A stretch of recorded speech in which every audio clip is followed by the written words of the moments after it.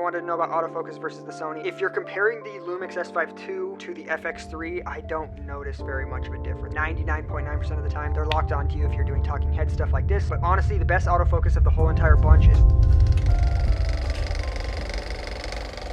I was this close to switching to the Lumix camera systems after almost a decade on Sony. And it came down to one reason and one reason only, and why I think the Lumix camera is probably the better camera for most people. Before I jump into this, my name is Jerry. I'm a videographer and photographer, but I mainly now just make videos on social media. Since my social media stuff has started doing a lot better recently, I've started taking less and less client work, but I still can't get away from my love and obsession of cameras and camera gear. So for the past 4 or 5 years, my workhorse camera has been this Sony a7R III. I had the a7S II and I told myself that I'll just get the a7R III as a good hybrid camera for photography and videography until the a7S III comes out. And when the a7S III came out and then the FX3 came out, I just kept using the Sony a7R III because it kept doing everything I needed. And when I needed something better, I would usually rent like an A1 or an FX3 for any of the projects that needed those. Fast forward to this last year when my business really started to take off and I decided that I needed more camera bodies because constantly switching one between all the different stuff that I was doing and trying to build sets that could be locked off podcast areas, locked off top-down areas, locked off news areas, it was just becoming way too much. So I wanted to test all of the cameras, and here's the cameras that I ended up keeping. So I have the Sony FX30, I still have my a7R III, I have the a7R V, I have 2 FX3s, this one and the one that I'm filming on right now, and the Sony ZV-E1. Now, it might not make sense to you why I have so many camera bodies, but again, like I said, I'm just building so many different sets and it saves a lot of time, which ends up saving a lot of money for my business, not having to constantly try to switch cameras between different people. Some of them might not even be near me in the same city and it needs to be used somewhere else. That brings me to the Lumix system. So I decided that I wanted to try the Lumix system. People have been telling me about it, the 6K open gate, all of that. And when I say I tried it, I mean, I really tried it. And I bought all these with my own money, by the way. I understand I make bad financial decisions. I probably should have rented them, but I wanted to really know. And until I like buy it and it's mine, I always convince myself, oh, I probably don't need it. I tried the Lumix S9, the Lumix S5 II, and then 2 of these Lumix S5 IIX. But essentially these were gonna replace my FX3s. I like having 2 cameras that are the exact same. So when I'm doing shoots that need 2 cameras, I can match them up perfectly. It's not like something that's close, but I have to do a little bit of work. No, it's just the exact same settings on the exact same camera. It makes it easy for me. Okay, so what's the one reason that I decided to stay with Sony? And I came to this after a lot of thought. I'm talking writing pros and cons list all day, every day, shooting with both of the different cameras in every single type of setting that I could imagine. And before I say my reason of why I stuck with Sony, I want to point out that I truly believe that the Lumix cameras are probably the better camera for almost everybody, especially if you're just getting started. Hey, it's me from the future. I might have actually ended up keeping the S9 with the kit lens, and I haven't actually sold this one yet, so I'm on the fence about it. I don't know what to do. That's all. Back to the video. Okay, so my reason with staying with Sony was just because I know them. Within 5 minutes of getting this FX3, I had all my buttons and everything laid out and I was ready to go. I know exactly how to use it. I know these Sony cameras like the back of my hand. I've been using them for almost a decade, and that's it. I could say that it's also because I have a bunch of Sony glass, but really the Lumix glass is so much cheaper and super high quality, so it wouldn't be that crazy to sell the Sonys and move over to Lumix. The fact that I can get 2 of the Lumix S5 IIXs for the price of 1 FX3 is very appealing, especially because when you're putting them down on paper and you're actually using them and competing them with each other, there's nothing that you're really like, oh, the Sony blows that out of the water in every single way for this thing. Even the low light, which is what I think most people are trying to get the FX3 for, the Lumix S5 IIX is not a slouch in the low light department at all. And it might even have a better dual base ISO of 4000 because the 12800 can be a little bit crazy to where you're in a low light situation and you're using NDs still, which is a little bit weird with the FX3. I personally do like a lot of the features that come on the Sony side, like the Cine EI, the ability to like plug some of these cameras just directly in as webcams. I don't have to run through a capture card. But weirdly enough, one of my most annoying things about the FX3 is you can't do that. You have to use the Imaging Edge software, and it's weird to me that like all my other Sony cameras can do it, but the FX3 can't do it, and I doubt they'll put it out in a firmware because guess what? Sony doesn't really do good firmware updates, where Lumix already has been doing them like crazy. I would be highly, highly surprised if the Lumix S5 II and the S5 IIX, and probably even the S9, don't release a firmware update, just lets you plug in the camera as a webcam just like you can on the Sonys. And not even to mention things like 6K open gate, which I think a lot of people overplay like it's, you know, the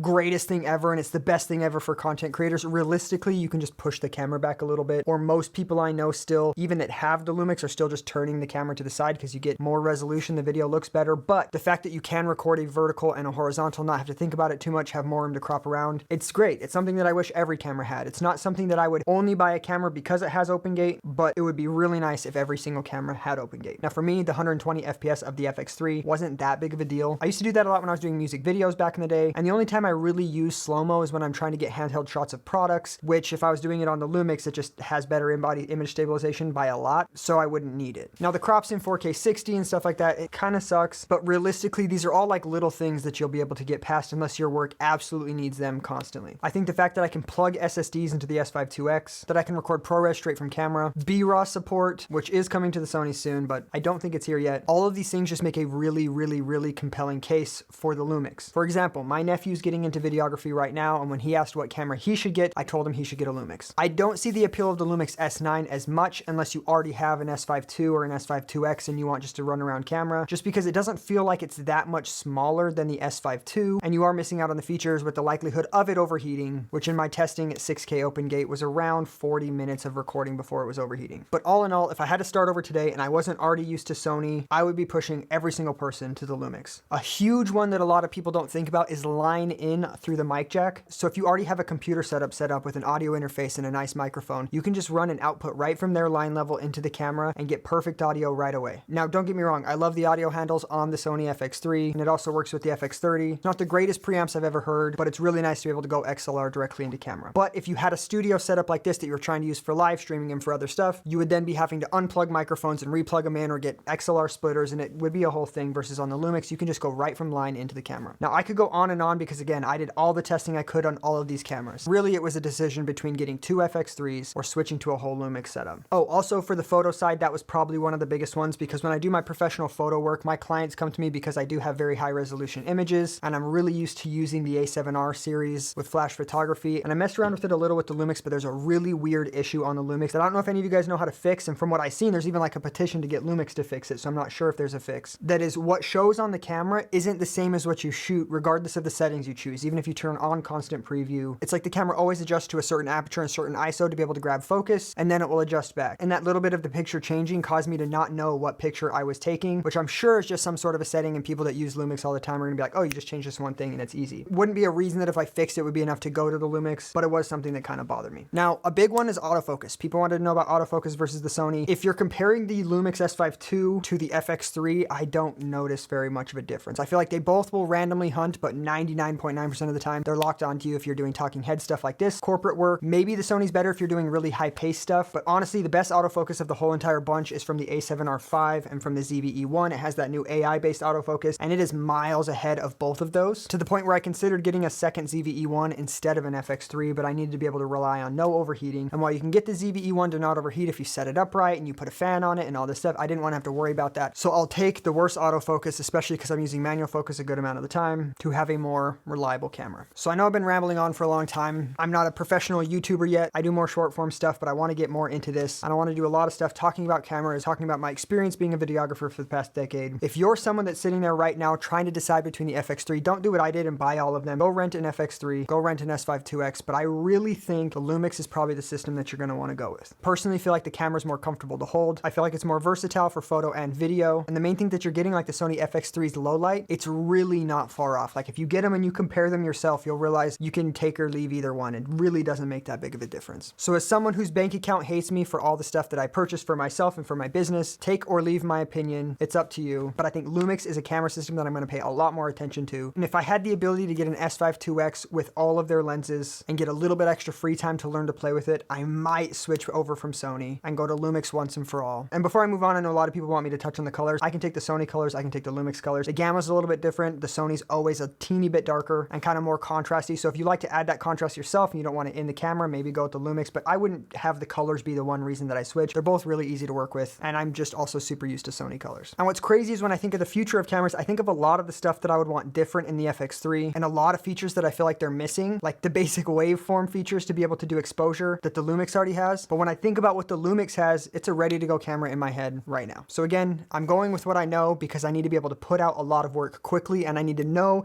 that that work is going to be the right level of quality. So I'm going with what I've used for the past decade. But if I was starting over fresh, or if I even just had a 2-week break to be able to focus on learning a new camera system, I think I would switch to the Lumix. So thank you guys for watching. I'll see you guys again in the next one. Peace out.